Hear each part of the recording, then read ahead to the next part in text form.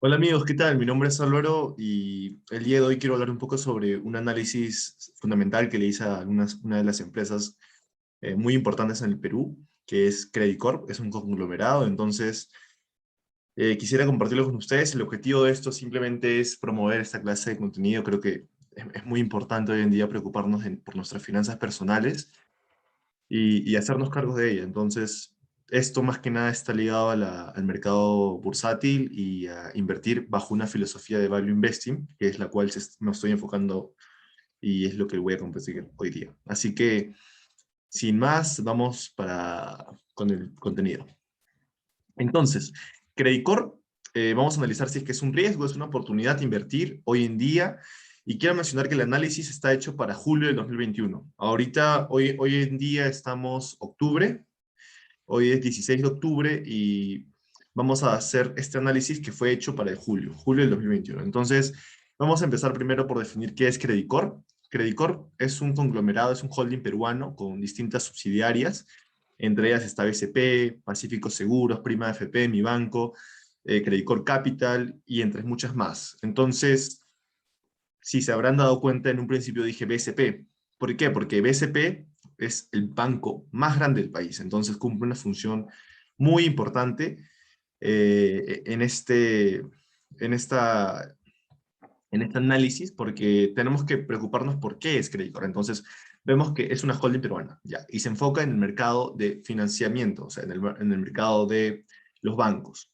Está Pacífico Seguros también, está Mi Banco, y tenemos que también compararla con otras industrias semejantes a esta. Entre ellas está Intercorp. Intercorp y Credicorp, digamos que son parecidas, pero al final son bancos distintos, porque Intercorp, como el nombre lo dice básicamente, está Interbank, entonces, y por Credit Corp tiene a BCP, entonces son distintas. Y acá quiero hacer énfasis en que Credit Corp de alguna forma es más grande que Intercorp, porque el BCP tiene una mayor presencia en el país que Intercorp.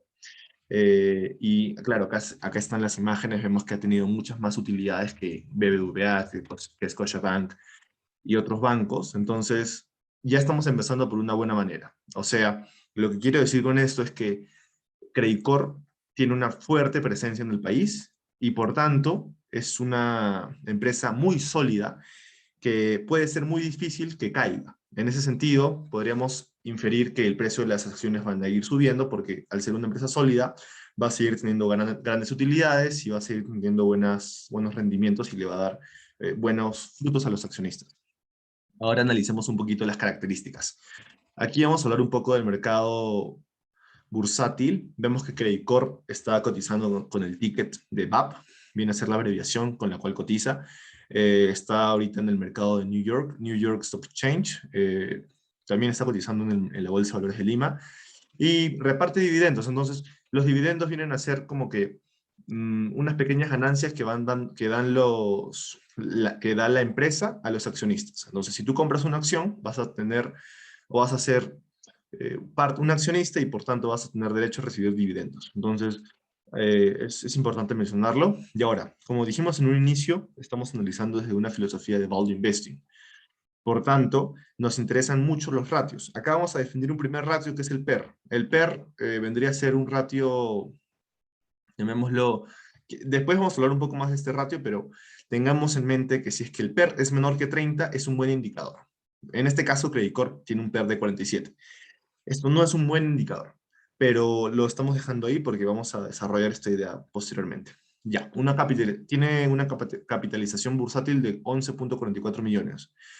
Mil millones. Esto es una buena capitalización. Claro que hay blue chips mucho más grandes, pero igual está muy buena para ser en un país latinoamericano, como es el caso de Perú.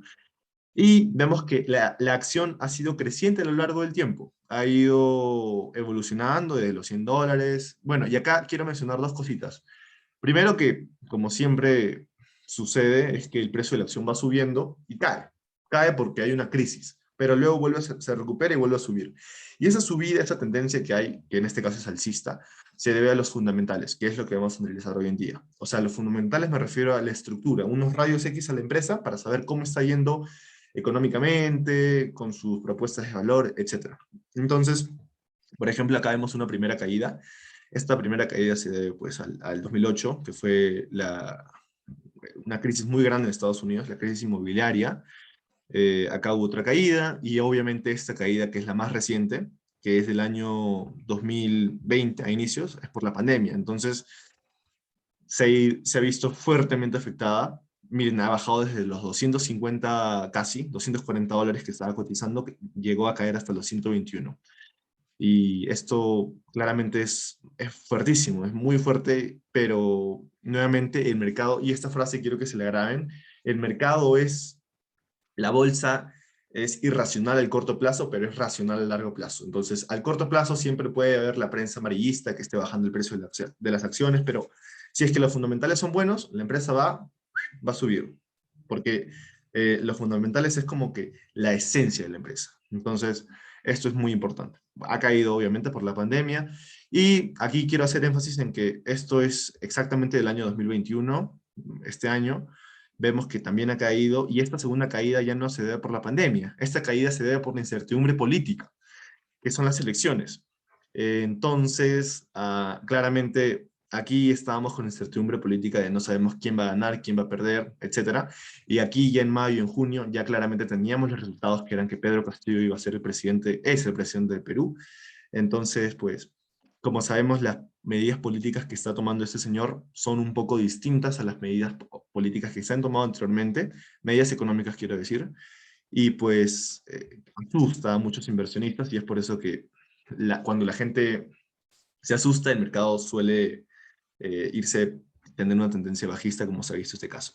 Y por último, en esta última imagen, quiero mencionar un poco sobre el BAP versus IFS. BAP es Credit Corp, IFS es Intercorp Financial Service, que también es, como mencionamos anteriormente, es Interbank. Entonces, claramente, como son bancos, tienen comportamientos muy similares, muy similares. Y pues esto lo único que nos dice es que Credit Corp e Intercorp tienen un comportamiento muy similar, porque prácticamente están en la misma industria. Entonces, eso es lo más importante de esta lámina. Ahora vamos a hablar un poco del análisis que vamos a hacer a continuación. Y este análisis pues se va a componer de analizar algunos ratios, el P, el EPS, vamos a hablar un poco, es el Price Earning y el Earning Per Share. Eh, También vamos a hablar del estado de resultados del periodo, el estado de situación financiera de la empresa y los ratios financieros. Algunos ratios para tener una idea más amplia de qué es Credit Corp. Entonces, empecemos con este primer ratio, que es el Price Earning Ratio. Lo que este ratio nos dice es el ratio precio-beneficio. Es cuánto es el precio de la acción respecto a sus ganancias. Por ejemplo, si tenemos una acción que está cotizando a $100, y las ganancias que me da esta acción, las ganancias vienen a ser el EPS. El EPS es Earning Per Share, o sea, las ganancias por acción. Entonces, el P se define como el precio, $100, por ejemplo, y sobre la ganancia. Y la ganancia puede ser de $10. Entonces, me da un P de 10. Y aquí, grábenselo también, como yo estoy invirtiendo desde una filosofía, desde una filosofía de value investing, lo que yo voy a buscar es siempre tener un P que sea menor a 30, ¿sí? O sea, para mí un P que sea menor a 30 es bueno. Significa que es una acción que de alguna forma está subvalorada. Por ejemplo, acá vemos en el año 2008, en diciembre, vemos que Credit Corp estaba cotizando a $213 y tenía un earning per share, o sea, unas ganancias de $15. Por tanto, el P viene a ser la división de 213 sobre 15, que nos da aproximadamente 14 de resultado, que viene a ser el P. Entonces, aquí, importante mencionar es que hemos visto que el P está más o menos menor a 30, lo cual es bueno, pero a partir del año 2020, en marzo, se ha empezado a disparar. 21, luego 49, 142, y esto es un P muy alto. Y claramente, reitero, esto se debe debido a la pandemia. La pandemia ha ocasionado muchas volatilidades en distintos precios de distintas acciones en muchas compañías. Entonces, es algo normal, y por eso es que nosotros no nos vamos a preocupar por lo que pasó en el último año, sino lo que ha pasado durante los últimos 10 años, porque el último año quizás no sea lo más determinante de esta acción, de esta empresa, sino lo que ha pasado en los últimos 10 años sí es más importante, porque al final, si es que una acción al corto plazo cae, va a subirse, si es que va a subir el precio y va a mejorar si es que los fundamentales son buenos. Hay tiempos difíciles, pero igual siempre se puede seguir mejorando. Entonces, aquí lo único que estamos viendo es que el P ha ido aumentando a lo largo del tiempo y un P menor significa que hay más ganancia y es una acción más atractiva porque está subvalorada. El hecho de invertir bajo una filosofía de value investing quiere decir que yo estoy invirtiendo en acciones que están subvaloradas, o sea que el valor es mayor que el precio. Hay que distinguir bien lo que es la diferencia entre precio y valor.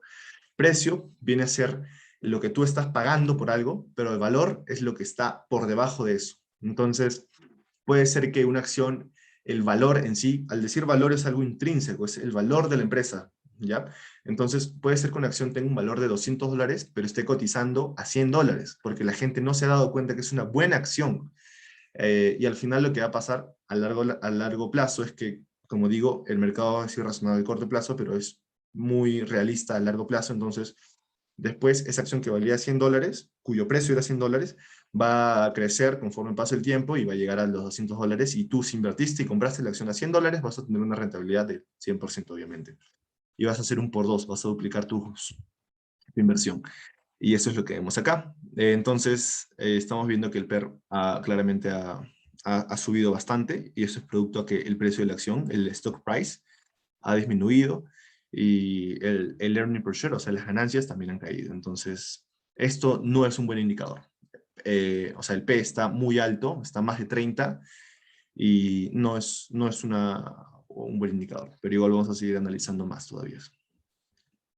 Bien, ahora acá quiero mencionar algo que puede ser un buen ejemplo, que es el caso de Tesla. Es una acción que lo deben conocer mucho por Elon Musk, que estaba en esta industria de los vehículos. Entonces, acá vemos que, bueno, la gente se emocionó mucho. Este es el precio de la acción a lo largo del tiempo. Vemos que la gente se emocionó y acá empezaron muchos a comprar.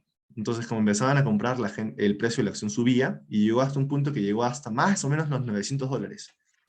Pero, claramente, mira, si vemos acá bien, los $900 llegó hasta los 800 por acá. Vemos que el P se disparó, fue casi de 1000, o sea, un P súper, súper, súper alto. Y esto, al ser muy alto, lo que va a suceder es que el precio de la acción va a caer. ¿Por qué? Porque si un P, como mencioné, si un P es menor a 30 y es muy chiquito, es que es una acción subvalorada. Es una buena acción para invertir bajo la filosofía de value investing. Pero si un P es muy alto, es porque es una acción sobrevalorada. O sea, si volvemos al ejemplo anterior, el valor intrínseco puede ser $200, pero está cotizando a $400. Entonces, al final se van a alinear ambos. Y si tú invertiste cuando estaban $400 y al otro año va a llegar a los $200, vas a tener una pérdida.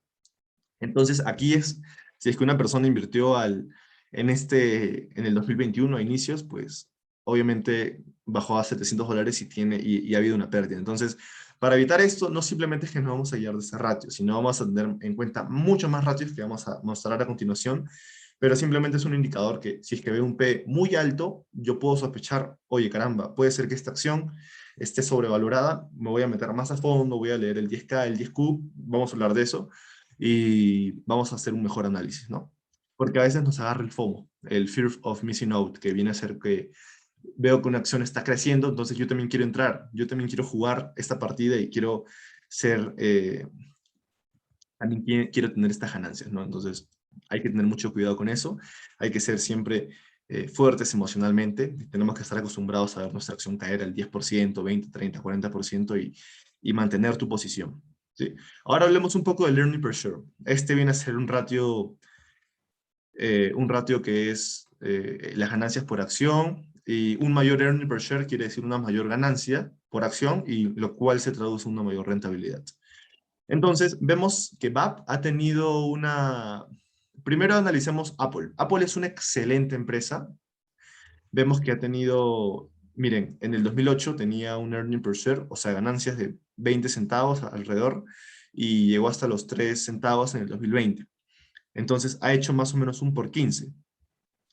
O sea, de acá llegó acá y es alrededor de 15 veces. Entonces, esto es un buen indicador de que es una buena empresa. Lo que nosotros como inversionistas siempre buscamos invertir en empresas que tengan ganancias crecientes y estables a lo largo del tiempo. Entonces, por ejemplo, Apple siempre ha ido creciendo, creciendo, creciendo, creciendo, y son predecibles, porque yo puedo decir, caramba, en el 2021 quizás de 3 pase a 4, entonces podemos hacer como una regla de 3 para obtener el siguiente valor y el siguiente valor. Entonces, así es como podemos calcular al final el precio o el valor intrínseco de la acción. En el caso de BAP, también vemos que en el 2007 llegó a 4, estaba teniendo una ganancia de 4,40 centavos, luego a 4,49 y fue subiendo, subiendo, subiendo, subiendo, subiendo. Entonces, si es que tachamos esto y nos quedamos hasta el 2019, vemos que Credit Corp ha tenido unas ganancias que son crecientes a lo largo del tiempo. Y esto quiere decir que es una buena empresa, porque, reitero, una empresa buena es aquella que tiene utilidades crecientes y predecibles a lo largo del tiempo. Entonces, sería un buen indicador. Pero ¿qué pasó en el 2020? Cayó, de 16 cayó 1. Entonces, eh, podemos decir claramente esto se debe a la pandemia, y es algo entendible en las empresas. No le vamos a exigir que siga teniendo buenas utilidades porque la crisis ha afectado a todos. Hasta las mismas startups que son tecnológicas han sido afectadas. Entonces, hay que tener esto en cuenta y preguntarse, ¿no? ¿Qué es lo que ha pasado? ¿Por qué es que ha caído? Y tenemos que entrar a más profundidad para responder esa pregunta. Y acá vemos gráficamente lo que mencionamos. Tenía buenas ganancias, pero cayó. Cayó y fue por la pandemia, ¿no? Entonces, hasta acá podríamos decir que Credit Corp, esta lámina nos dice, oye, Credit Corp es una buena empresa, ha tenido ganancias crecientes a lo largo del tiempo. Sin embargo, en el 2020 cayó, pero ha caído por la pandemia, lo cual es entendible. Por tanto, desde mi punto de vista, aún sigue siendo una buena empresa. Ahora analizamos un poco los estados de resultados. Entonces, al decir estado de resultados, nos vamos a guiar un poco de, de tres parámetros que vienen a ser los revenues, que vienen a ser los ingresos, o ventas. También vamos a tener en cuenta los net incomes, que vienen a ser las ganancias netas o los ingresos netos. Y los net incomes son como son los ingresos que tiene la empresa, pero los ingresos que tiene la empresa, pero se les quita los costos de venta, se le quita los gastos administrativos, se le quita los intereses, se le quita ah, los impuestos, impuesto a la renta, entre otros. O sea, es como que la ganancia neta, neta, neta que te queda a ti como empresa, eso es. Y también los earnings per share, pero ya hemos hablado de esto y lo hemos visto en la lámina anterior. Entonces, los revenues han sido más o menos estables, siempre han estado por encima de los 1.000 millones de dólares.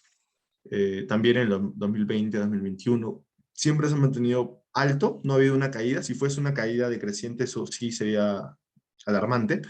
En el caso de los net incomes, también han tenido buenos ingresos netos, 300, 330, 328, han ido creciendo. Acá una ligera caída, pero ¿qué pasó acá? 62 mil millones, ¿no? Cayó de 286 a 62, pero claramente esto se explica por la pandemia. La pandemia hizo que las utilidades que tenga esta empresa hayan caído. Y acá están mostradas por trimestres, no están mostradas anualmente. Esto lo podemos ver de manera gráfica. Los ingresos siempre han sido crecientes. Nuevamente, ingresos crecientes y predecibles es bueno, ¿ya? Es bueno porque yo puedo decir, oye, esto va a seguir siendo más creciente y va a seguir aumentando. Y las ganancias, pues sí se han visto más afectadas, ¿no? Han habido ganancias, pero caramba, acá sí han caído, han tenido una buena pérdida y esperemos que se puedan recuperar. Ahora, si analizamos el estado de situación financiera, para resumir esta parte, lo que estas láminas nos dicen es que hay ingresos y las ganancias se han visto perjudicadas, pero aún así yo sí le tendría fe a que se vayan a recuperar durante los próximos años, porque han tenido un buen historial anterior y yo sé que sigue siendo una buena empresa. Eso es lo que nos está diciendo la lámina, por así decirlo. Si analizamos el estado de situación financiera, esto viene a ser unos rayos X que se le toman a la empresa para saber cómo está estructurada financieramente. El cash on hand, el primero viene a ser cuánto dinero hay en efectivo, cuánta es la liquidez, y esto es muy importante porque una empresa, sobre todo en pandemia, las empresas quiebran por una razón, y es porque se quedan sin liquidez. Si es que una empresa tiene muchas deudas, pero aún mantiene su liquidez alta, no va a quebrar. Pero si una empresa le agarra una crisis y no tiene liquidez, va a quebrar. Y se va a tener que acoplar un capítulo del 11, a un capítulo, al capítulo 11, por ejemplo, del Código de Estados Unidos, que es una especie de ayuda a estas empresas, pero vemos que sí tiene una buena liquidez, alrededor de los 10.000 millones de dólares, y sí, se ha visto un poco afectada, pero se ha mantenido arriba. También vemos los Total Current Assets, que vienen a ser la cantidad de los activos, y los Total Current Liabilities. Es importante mencionar que las empresas tienen activos y tienen pasivos. Los activos eh, vienen a ser cuánto dinero disponen las empresas. O sea, los activos vienen a ser la cantidad de inventarios, la maquinaria, el equipo que tiene la empresa en sí. Esos son los activos. Y los pasivos son las deudas se han tenido que meter para tener financiamiento, entre otros. Entonces, a grandes rasgos, los activos vienen a ser como que aquello que te da dinero y los pasivos vienen a ser aquello que te quita dinero. Es mejor tener más activos que pasivos. Aquí vemos que hay más activos. Los totales activos, los corrientes, bueno, los activos pueden ser corrientes o no corrientes. Los corrientes son activos que tú consigues en un plazo menor a un año, y los no corrientes vienen a ser pues el dinero que tú consigues pero en un plazo mayor a un año. Es una diferencia que hay que tener en cuenta. Entonces, acá los activos corrientes son de 54.000 millones de dólares, y los pasivos totales, acá eran 54.000 los totales, y acá los pasivos totales son de 47.000. Entonces decimos que tenemos más activos que pasivos, tanto aquí como acá como acá. Entonces es bueno tener más activos que pasivos, porque al final estoy como que recibiendo o teniendo más dinero de lo que está saliendo, y eso es bueno. Es lo mismo que hemos visto, los activos van incrementándose a lo largo del tiempo y los pasivos también van incrementándose. Lo ideal sería que se mantengan estables, porque obviamente uno no, como empresa, no quiere tener más deuda, pero a veces es necesario tener deuda para financiar algunos proyectos. Por último, analicemos un poco los ratios financieros que tenemos. El current ratio, que acá no está, pero viene a ser una división entre el activo corriente sobre el pasivo corriente. Y obviamente es mayor a 1, porque si es que el activo es mayor que el pasivo, como hemos visto que es el caso de Credit Corp, el ratio va a ser mayor 1. Simplemente que en esta no se han colocado en esta plataforma. También hablemos un poco del ROE, el ROA y el ROI, que son unos ratios muy importantes. Lo que te dicen ellos, te dan una idea de cuánto ha sido la inversión, el retorno que has tenido sobre la inversión. Acá podemos ver una tabla que nos dice un poco que lo ideal sería tener ratios que sean mayores a 10%, porque quiere decir que tú has tenido un mayor retorno en base a tu inversión, al capital o al activo. Y vemos que pues los ratios no son mayores a 10%, de hecho son menores, pero, pero igual, o sea, acá podemos tener en cuenta que la pandemia ha afectado, porque si nos vamos antes de la pandemia de 2019 de diciembre, tenemos ratios que no eran los mejores, no eran del 10%, pero eran ratios literalmente un poco alentadores, que estaban por encima del 2%, pero acá claramente se han visto muy perjudicados. Entonces, ahora hablaremos un poco sobre el análisis que yo hice para esta empresa. Hemos ya hecho un análisis, pero ahora hablemos un poco sobre cómo es que se puede calcular el precio final o el valor intrínseco de la acción.